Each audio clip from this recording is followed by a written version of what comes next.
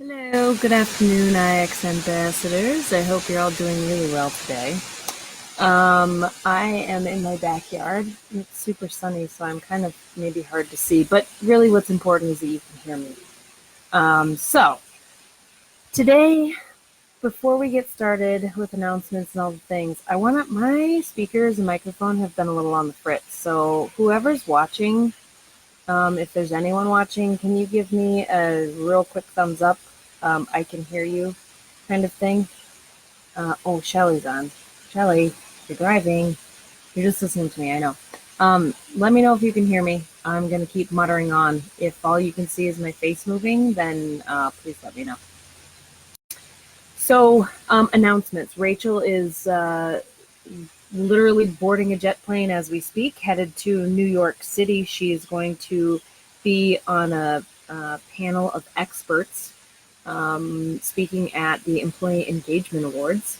And then she also has the opportunity to go do some networking with women entrepreneurs, something. Forgive me, I just actually don't know what it's called. Group in New York also, so that'll be awesome. If you're in New York City and you want to, thanks, Shelley. If you're in New York City and you want to meet up with Rachel, she will be there the rest of this week, the rest of the work week. And then what's happening? And then she's actually going back to her hometown, Brookings, to hang out with her family next week, which is awesome. I'm going to be in Rapid City a ton next week, so if anybody wants to hang out, I'll be available in the mornings, not in the afternoon. So Monday, Tuesday, Wednesday next week, I will be in Rapid City. Probably not any other days than that, but for sure those days. Hook me up. Look me up if you want to have a coffee / go golfing. Just saying. I mean, we can definitely talk business even if we're golfing, especially when we're golfing. Let's see, what other announcements do we have? Ooh, big one. We did publicly announce our strategic partnership with the Marketing Impact Council. And so we're now going gangbusters with that group of people. We're going to do a webinar and talk about what the Marketing Impact Council is all about, and how Rose Group and the Marketing Impact Council are combining forces to really kind of take the marketing and communications world by storm, particularly as it applies to organizations who have an internal communications or marketing department. So if you want to join in on that webinar, we will put the link. In somewhere. We'll put the link somewhere in this group. Shelly will do that. I'm just sure of it. And that's a free webinar, just information about Marketing Impact Council, Rose Group, of course, and what we do. And then another cool organization, a couple of organizations, one's called Communications Match, and the other one is called Wessex Publishing. Kind of a hip, cool thing to listen in on. You will want to join that. The other really big news is it's time again, folks, for IXAF certification webinar. And so if you missed the last webinar, we do these once a month. Please don't use that as an excuse not to participate in this month. But we're doing one. So the webinar gives you information about IXAF certification. And then that is on June. Oh, shoot, I have to remember all my dates. June 26th, next week. That for sure will be posted in all of our places, so you can get in on that. That webinar is free, and it tells you about what you would learn as an IX ambassador facilitator, so that you can go out and have a framework really for making big changes. So whether you're an expert in your organization, in marketing or communications or HR, or even if it's a business function, those are all business functions.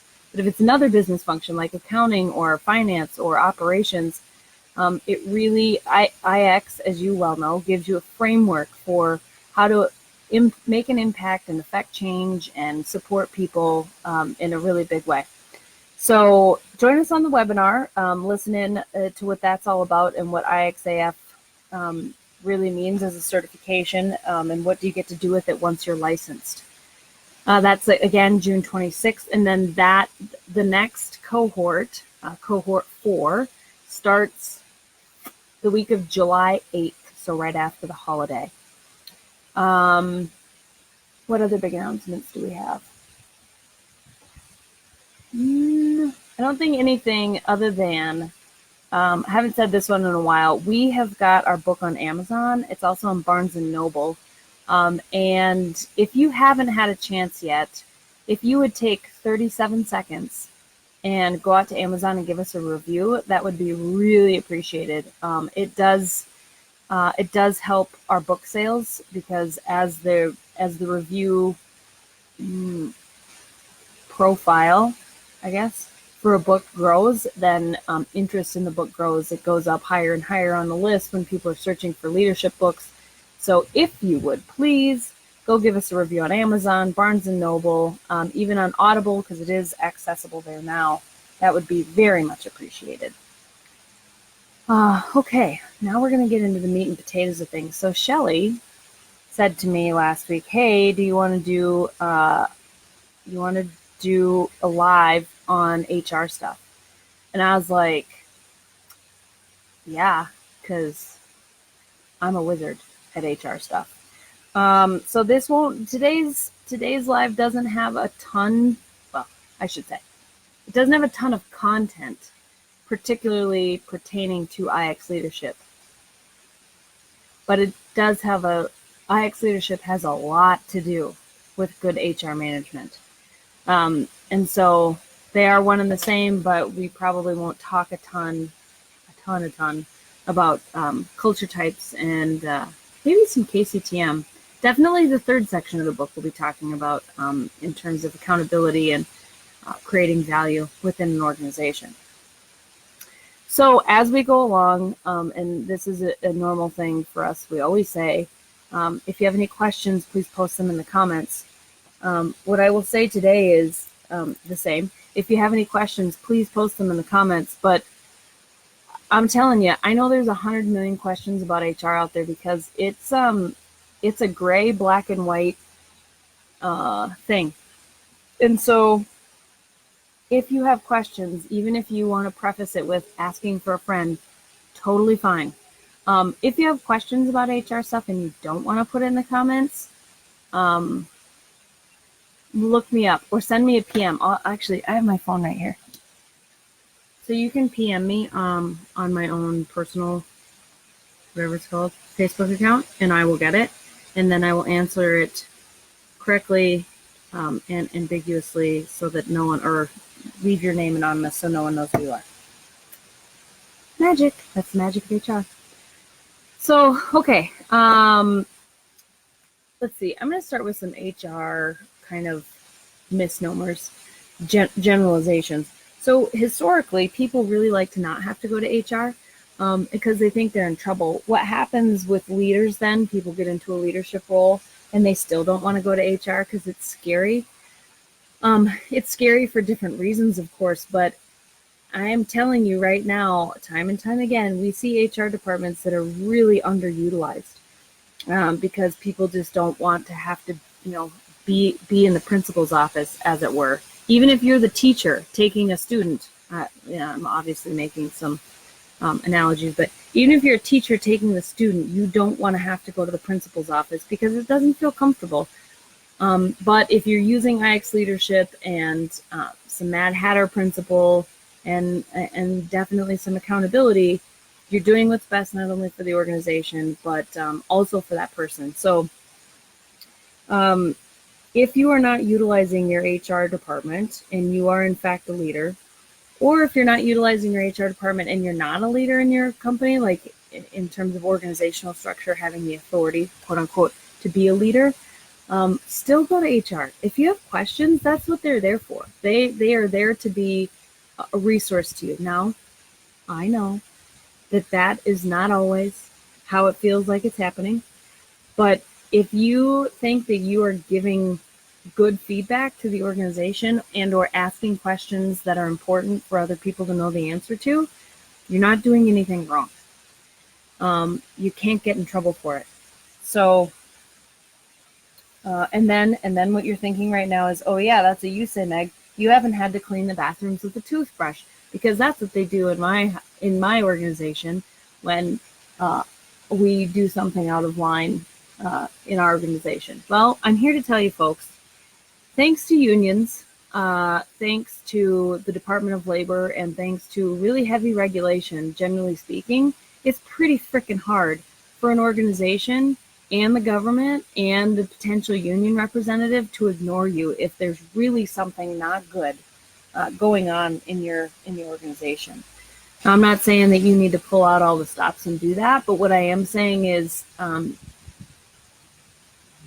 it's an excuse to say that you can't make an impact by going and talking to your HR folks. It's an excuse. But what if we don't have HR people? And that's the real question, particularly for small businesses. It's a real challenge because that's actually the number one way that small businesses lose their business or go bankrupt, is because they have some sort of a employee issue that's not resolved correctly, and then that employee pretty soon, as they say in the business, owns the company, meaning they sue you and they win, and then you don't have any money left to run your business. And so employment law and employee management things are really important. And if you think, well, gee, I'm only a business of one, or I'm only a business of two, or we're not quite considered a large business because we don't have 25 or 50 or more employees and the government says we're not, you're fooling yourself if you think that you don't need support in some way or another. I mean, really fooling yourself. Frankly, it's the small businesses that get in trouble because you don't take this in this, so I'll say this as nicely as I can, you don't know what you're doing. The big companies don't know what they're doing either, but they have a lot more resources, and they do consulting. They do hire consultants, and they do have HR people who handle all these things specifically. There's HR specialization. So there's comp and ben experts, there's succession planning experts, there's training and development experts, there's staffing experts, there's disciplinary experts. Those big companies have a lot of resources that you just don't have as a small company. So if you're running a small business and you don't have HR support, well, you can call me and I can give you some good advice or whatever, give you at least access to some good resources. Or you need, so you can, or I can consult with you, or you can find someone else who can, be a fractional HR manager for you. But you definitely need to know what you're doing. If you don't have the time to sit down with the Department of Labor website and get real comfortable with it, you better be asking for second opinions. Okay, that's my soapbox about why HR is important. So I'm gonna start answering some of these questions. How do I develop a good system for hiring and firing employees? So the first thing you need to have is a process in place, and that process includes an employee handbook, so you have some guidelines that you can lean on, and then it includes documentation, documents that you can fill out so you have a consistent approach to disciplinary and recognition. And so the word that's missing from there is recognition. It's as important to document recognition as it is to document discipline. For lots of reasons. That I won't talk about right now. But any kind of employment documentation process should certainly include a document for recognition. So having that employee handbook is really important, particularly if there are any dangerous things about your workplace, or if there are processes that really have a lot of a lot of nuances to them, and you want to make sure that people know how to do it right. Also, if you have like anything at all, but especially if you've adopted a flexible work schedule option, or pay for performance instead of pay for time, or even salaried employees are, pay for performance, and you're still salaried, so you're obviously not being paid hourly, but you're being paid for what you get done, meaning you don't have to work 40 hours a week. That can be there are so many question marks in that area. So having that employee handbook gives you something to lean on. And what I mean when I say that is, when you're sitting in a conversation across the table from someone, and you work with that person day in and day out, and you know that they're a valuable part of the company, but they've done something against company policy, whether it's perceived or in a handbook, it's really hard to have that conversation. And this is why it doesn't happen enough and accurately and consistently. It's really hard to have that conversation. If you can start with, well, John, we've got, in our employee handbook, we've got an attendance policy, and that attendance policy says that every employee shall A, B, C, D, and I've pulled your attendance record, and what I see here is that you are not complying with this attendance policy, and for consistency, we have to make sure that everybody complies the same. It immediately makes that not about you and not about that person. It makes it about that person's performance and attendance. And those are the things that you want to always stick to in these conversations, is business. So the employee handbook and having documentation of processes gives you an opportunity to have a better conversation with that person. Because now let's say you don't have that. And you say, John, you haven't been showing up to work enough. And John says, well, what's enough? Because, Sue over there only shows up every third Wednesday, and that's enough for her. Well, Sue probably has a completely different job, and you've only hired her part-time, but John doesn't know that. And now this whole conversation is about Sue, and it's not at all about John's attendance or his performance. So have processes drafted. Have protocols and employee handbook in place. It saves you a lot of headache. It gives you an opportunity to have better discussions about performance with employees. And then, in terms of the documents that you use when you're disciplining someone or giving them recognition, of course they have to have the basics: date, time, what happened, location of event, an ability or a spot where you can describe what happened. And then there's some debate as to whether or not employees need to sign these documents. They don't have to sign them. I kind of always went by the rule of thumb. If it was a strike 3, we really tried to get them to sign it. And if they wouldn't sign the document, then we would just sign there and say, employee would not sign. Otherwise, they don't need to sign it. It goes in their record. And as long as they've been notified in a timely manner, that's really important. If things happen, take care of it immediately. But anyway, they've been notified, and if their signature is on it or not, it's kind of here nor there. An attorney might try and argue, an employment law attorney who would be representing an employee who's trying to sue you or put a claim against you with the Department of Labor, they might argue that, well, this person didn't sign that, so it doesn't really count. But if it's a document in the file, and if you have other notes documenting the event that happened, then it's pretty hard to argue. It's really important that if you're documenting things like in your own notebook, that you have to take really consistent and good notes. Always associate names with the information you're taking. So if I'm drafting notes, I'm listening to somebody, interviewing somebody on a potential disciplinary thing, and I'm interviewing somebody and they're saying, well, then Susie said this and John said that and Billy said that. If I just put down the that's and leave out the John said, Susie said, Billy said, it makes it look like I'm just taking my own notes and making my own assumptions. So if someone is sitting across the table from you that you're interviewing and they're saying, Billy said, then you write, Billy said XYZ. Susie said XYZ. And a lot of times we take shortcuts when we're making notes because we're nervous. It's conflict, and that person is rattling stuff off really quickly because they're nervous. Don't be afraid to ask people to repeat things or to talk more slowly because you're trying to take notes. They don't, some people are like, well, I don't like it, I don't want to say anything else. Well, that's whatever, but take good notes. That's really important, because if you're ever in a potential discrimination case, that will sink your boat if you don't take good, consistent notes. If you're the leader or HR person responsible in your business for those notes, I would collect them if there are other people in the room with you, which there always should be.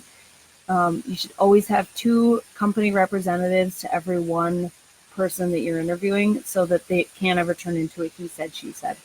But I would collect those notes from those other people and keep them in a file all together with the situation, so that you don't ever have to worry about chasing them down. I've had to do this. It's painful. So really it's a CYA, and it also kind of cuts down on ridiculous paper chasing if you don't need to do it. Okay, let me look at this question again. So that, in terms of creating a good system for hiring and firing, those are the basic documents that you need. I think in terms of a culture, or making sure everybody understands what the expectations are, make sure that you talk often, communicate often with your work groups what the expectations are. If anything changes in your policies, make sure you're putting out those updates. And it could be something as simple as an email update or an email newsletter to your employees. It doesn't have to be anything extravagant or fancy. It doesn't have to be a face-to-face meeting unless there's some pretty significant things going on. But just make sure your employees know what the expectations are, because the first excuse, always, the first excuse any person will give you is, I didn't know. Nobody told me. I don't have that handbook. Nope, I didn't get it when I was onboarded. You looked the person in the eyes and handed it to them when they came on board. But, if they're going to say that that's not true, well, then it's not true. So make sure that you have stuff posted in public places. And an email is a great way to do it, because then there's a history associated with that. It's all time and date stamped, and you know exactly what you've put out when, and you can find it easily. But hang stuff in public places, get it out in your emails, make sure it's in places where people can see. You can send out, some businesses use a texting app, so you can send out updates to people on text. If you have meetings, document what you talked about. And when I say document, it's seriously like you can send yourself an email of whatever the thing is. You don't have to have a pen and paper. You can put a note in your phone and then email that note to yourself. It doesn't have to be extravagant or specific. It just, in terms of how you document, it just needs to be documented. So transparency and communication is really important. I've dealt with some organizations where they're like, well, if we don't tell them about it, then they just won't ask. Or, maybe we can catch a few people doing this thing because we already know they're doing it. So maybe if we just don't say anything about it, we can actually catch them in the act because we're paying attention now. No, that's not a good way to run your business. Actually, it's a really good way to get sued. So don't do that. What system works well for reprimanding and rewarding employees? Well, I would say whatever your system is, it needs to be consistent. That's the most important thing. The way that you get in trouble with employment law is if there is any opportunity for perceived unfairness. So if you treat one attendance issue this way, then you treat all the other attendance issues that way, and your documentation matches all of that, then you're in pretty good shape. Now, if you start making exceptions for people, like we'll say, Bob has to go out and have knee surgery, and we really like Bob. Bob's been a great employee. He's been working for us for a long time, and so we're going to actually extend his FMLA to beyond what the minimum requirement is for the government, and that's going to be okay with us because we really want Bob to come back to work. And then let's say James has to go out and have knee surgery, and James is not that great of an employee. He's kind of a dud. He has bad attendance. But he stays just above the line where you can't really touch him. He's not a great employee, and you think, boy, this would sure be a handy way to get rid of him. He needs to be out as long as Bob does. Maybe I'll just tell him that he can't be, and that we'll have to terminate his position. He can always reapply. But he won't be employed any longer if he's gone more than 12 weeks. And let's say you give Bob, 20 weeks. That is absolutely setting yourself up for a humongous issue. And frankly, even if James didn't try and put in a claim with the Department of Labor, if the Department of Labor kind of catches wind of that, they could certainly contact you and say, it looks like you're a little inconsistent, and maybe recommend an audit. So the most important thing about creating systems for reprimanding and rewarding employees is to be consistent. Be consistent, be consistent, no matter what. This is really hard when you have employees that are great workers and employees that are marginal workers and employees that are crummy workers. But it's really important that you be consistent. I really like, in terms of the actual process of the thing, I really like systems that are tiered. I don't know if that's the right word. But like a strike system for disciplinary action. So, 1, 2, 3 strikes you're out, depending on the magnitude and severity of the infraction. So I think that gives you a baseline for all things that happen, and it gives you an opportunity to be consistent. So there are certain things, pretty much everything, a strike one is a strike one. There might be some things where a strike one is a level 1. There might be some things where your first strike is actually like a level 5, where, let me think about it. Okay, let's say most level 1s are like attendance issues, or having attendance issues, or maybe you break a safety policy, or something that's just like okay, let's not have that happen again. Let's say there's a level, or strike 1 level 5, and somebody picks a fight with a fellow employee and socks him in the mouth in the lunchroom. Okay, that's a different scenario, and you would probably treat that differently, even if it was their first infraction. So there's still a lot of room in that system, in a strike system, where it's a evaluation on a case-by-case basis. But it does give you some amount of consistency in how you're going to treat things. And it does give you kind of a point of reference when you go back and say, oh yeah, remember when we had this happen before, and what did we do with that person? And then you go back and you look at the paperwork. You say, oh yeah, we did this, this, and this. Okay, we'll be consistent that way because this is a kind of a strike 1, level 1. So I think a strike system for disciplinary is really important. As far as rewards and recognition go, I think it's important that it's the feedback on the reward or recognition is timely, and that that it's for something. So what happens sometimes in organizations is we fall into this trap as leaders of just saying thank you for whatever, like just thank you for breathing today, thank you for showing up today, because there was maybe some sort of a recognition program put in place. So you have to recognize so many people a month. You have to recognize 10 people a month for, I don't know, following the process, or good safety behavior, or good attendance, or whatever it might be. And then we just kind of condition ourselves to like, hey, thank you. You showed up to work today. This is awesome. You're great. Thanks for wearing your hard hat. So I think it needs to be genuine. It has to be a real thing. That's maybe part of the job, but they went above and beyond. And then I think the other thing that's important is that not only are you recognizing people at point in time when it happens, but having some sort of a system where you bring attention to the fact that you're recognizing people is really important for the culture of an organization. So, whether it's once a quarter or once a month, you put all the recognitions in the hat, draw one out, that person gets, I don't know, a $15 gift card or ice cream or a lunch date with the GM or a pair of gloves, I don't know, whatever motivates your people, and then put it up on the wall so people can see that you actually care and that it's about the employees. It's not about the company feeling good about recognizing their employees.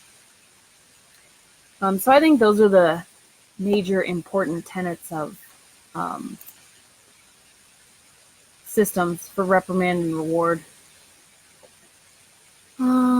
I own a small business. What are tools that can help me have a great HR department when I don't have an official HR department? Well, the first resource I think is the most helpful. I use it a lot as a HR professional, still use it a lot, is SHRM. SHRM has a ton of great information on their website. They've got really good webinars. We're actually working to get IX Leadership SHRM certified for continuing education credits, just because it's a resource that a ton of people use across the U.S. I don't know if they're international. I think it's just U.S. based. I'm pretty sure it is. The membership fee is pretty low. I mean, I think it's like individual membership is like $250 a year. Maybe. I think that's the lowest one that they have. But you can also, if you Google things, it'll take you out to some of the free stuff that's on their website. So you can go to their website and get some free information, and that might be enough. I mean, sometimes, but the membership is, I would say if you don't have any HR resources and you're going to take the time to make sure you're doing things the right way, SHRM is a great place to start. And they also have templates for things. Everything from offer letters to disciplinary documentation to handbook templates, just all kinds of stuff that's really succession plan set up. So it's a really good tool. That's a place where I would start. There are tons of options out there nowadays for recruitment. I always, if I'm doing recruitment efforts, I use Indeed and LinkedIn, and then Facebook sometimes. Depends on what the opportunity is and kind of who I'm looking for. Most professional recruiters within organizations use LinkedIn now as a primary source of potential candidates. There's a ton of people harvested from there. So as an aside, if you're looking for a job, make sure your LinkedIn profile is updated, because if you don't have a picture, I'm not checking your profile out. So that's really important.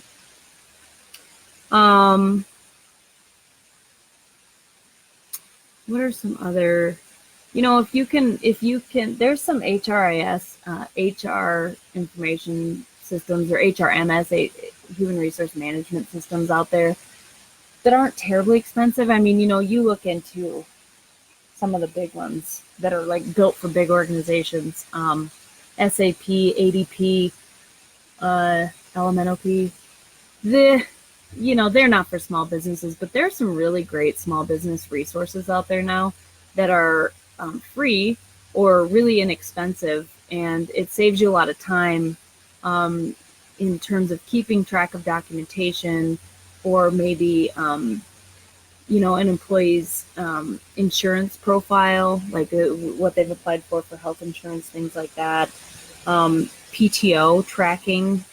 Even Microsoft Excel has some pretty good templates for that kind of stuff, PTO tracking and what have you. So those are some really good resources. The Department of Labor, the .govs, are obviously, they're hard to get through. There's a lot of information packed in there, and it doesn't always make sense, but really it's the resource. I mean, that's the one you really want to be paying attention to, because that's the law. Make sure you're checking the .govs, Department of Labor websites in all the states you operate in, because there are state laws that are different about different things. One of the major things right now business owners are thinking about is drug regulations between state lines. Like in South Dakota, marijuana is not legal. In Denver, it is. If I hire someone who lives in Denver, or not in Denver, in Colorado it is. If I hire someone who lives in Denver and, they pop hot for a drug test, can I fire them or not? The answer, if they're working in South Dakota, the answer is yes, you can, because federally it's still not allowed, and it's on state by state, business by business basis. As a business owner, you still have the option to not hire people who do drugs. But things like that, the websites are good, and also just calling. I was on a first name basis with a lot of people within the South Dakota Department of Labor. If I had a question, I just call them, and they obviously it's their job to know the answers. So if they didn't know them, they'd find them. Those folks are really helpful. FMLA website. There's specific actual websites for FMLA questions. There's specific websites for work comp, how you manage work comp, which is a nightmare. I'm telling you right now, if you're dealing with a work comp issue and you're not really sure what to do about it, I would find a consultant. I would find a consultant or an attorney to answer some questions for you. That is not something to fun around with. Either is FMLA, because it's really hard to decide, if you can, like, how do you know when you can terminate an employee or not terminate an employee? And, am I still responsible for their work comp benefits, or if I replace them with somebody else? And there's a lot of gray in that black and white. So that's definitely a thing that you're going to want to find somebody who would know the answers to those questions to get help with that. A good attorney, that's a great resource to have. And not an attorney that's just going to tell you whatever you want to hear either. Somebody who's going to tell you what you don't want to hear.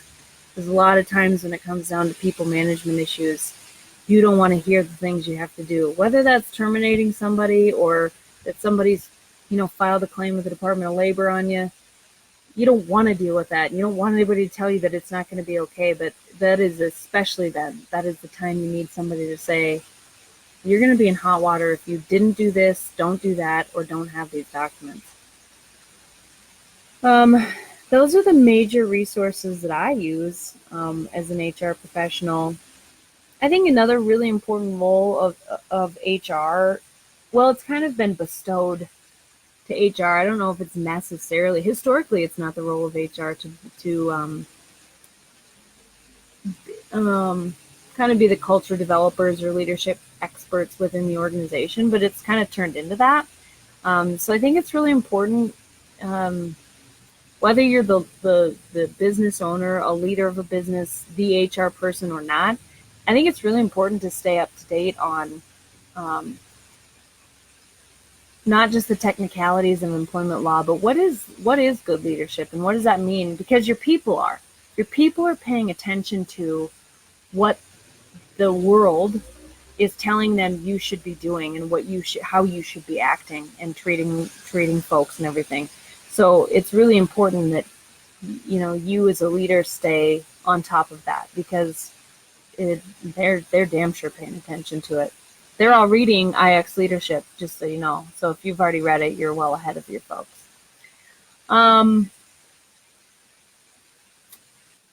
Let's see, what was the other?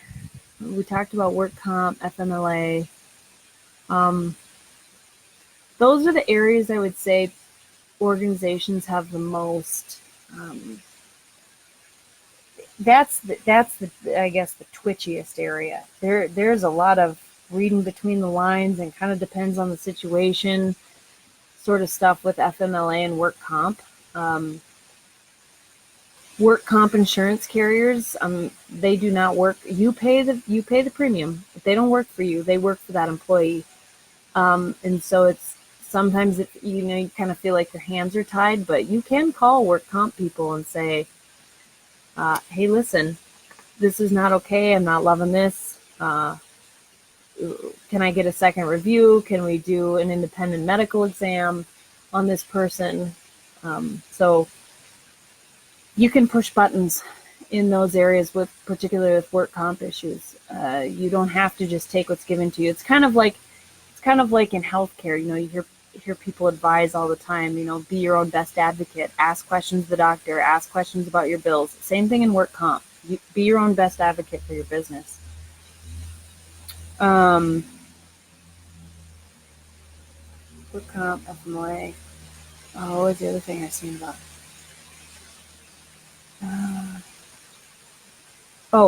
Discrimination. There's I think we're up to 8 now types of discrimination. Of course, there's race, religion, sex, color. Race, religion, sex, color, sexual orientation. And now there's a few more that are included, I think, kind of under the umbrella of LGBTQ, safety discrimination. If you're in an industry where OSHA or MSHA have any say so over what happens safety wise, that's another opportunity for people to claim discrimination. The way that works is they'll say, well, gee, I brought up a safety claim and ABC company that I work for didn't do anything about it, and they don't care about our safety, and then they fired me. And so I've been discriminated against for bringing up a safety concern that they didn't want to have to fix. So there's kind of two sides to the discrimination coin. We as organizations and businesses have become really nervous, thinking that we can't tell anybody to do anything, we can't get anybody to do anything that they don't want to do, because they might put in a claim against us, discrimination claim. But the other side of the coin is that a lot of states are still right-to-work states, including South Dakota, for those of you listening from South Dakota. And the other thing is that there are still specific ways that the government says you can be discriminated against, and they don't include all of the things. So if it's that, Meg asked me to sweep, and I don't want to sweep, then that's discrimination because I'm a female. Well, no, that's not true. Or there's just all kinds of ways people the whole discrimination law has kind of been made into this big hoopla. And so I guess my point is, don't be nervous to hold people accountable for what they should be doing because you're worried that, they'll throw a claim at you. Well, I'm not saying it can't happen, but what I am saying is if you have good documentation and you have good processes in place and handbook and you're transparent about what the expectations are, if you're actually not discriminating, that's key. Don't be discriminating against people. But if you're actually not discriminating against people, and you've got all those systems and processes in place, it's going to be a hard play for them to actually make a claim, even if they do fall into a discrimination category. That being said, it's really important to pay attention to that, particularly in rural parts of the world where maybe you don't have, maybe the general population does not represent all of the different kinds of discrimination that exist. And so if someone comes on board, that you're not used to seeing or dealing with, and they have a sexual preference you're not used to, or any of the areas of discrimination, you want to be really mindful about, making sure you're treating those people the same and consistently as other people within the organization. What else? I think, if you're going to be the HR representative in your organization, whether that means it's because you're the business owner or because you actually have chosen that path, or if you're a leader within your organization, get used to conflict. It's not fun. In our office, we have a big joke that Meg likes conflict. I don't like it. I've gotten really good at dealing with it because that was my job But one thing is certain. You, as a leader, you have to get used to it. You don't have to ever like it. You have to get used to it, and you have to know how to deal with it. Because the most important thing, again, the most important thing about HR is that you are consistent and timely, and that you get things taken care of, and you take care of things the same way every time, as much as possible. So I think that getting used to conflict and being really comfortable about holding people accountable, which is why those processes and handbooks are so important, will actually get you a long ways in terms of not getting in trouble with the law. And so, of course, the other thing, which I don't know if this goes without saying, but I'll say it anyways. I mean, shit, man. Make sure you're processing your payroll correctly. If you don't know how to do it, hire someone to do it. Make sure your 941s are being filed. Make sure you're paying your taxes, for folks. All that stuff can get you in some hot water, but because that seems so scary, because no one knows how to do it, except for those really important people like Tim Larson who know how to do it, most people outsource that. So if you're not outsourcing that, or if you're not doing it, I guess I should say, if you're not doing it at all or paying attention to it, outsource it or learn how to do it. So I think that's about it for HR today. And if you have any questions, put them in the feed, and we'll be sure to answer them.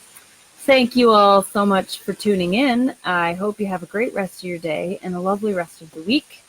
We will see you next week and be talking about whatever Shelley says we'll talk about. Take care. See you soon. Lead powerfully. Change the world.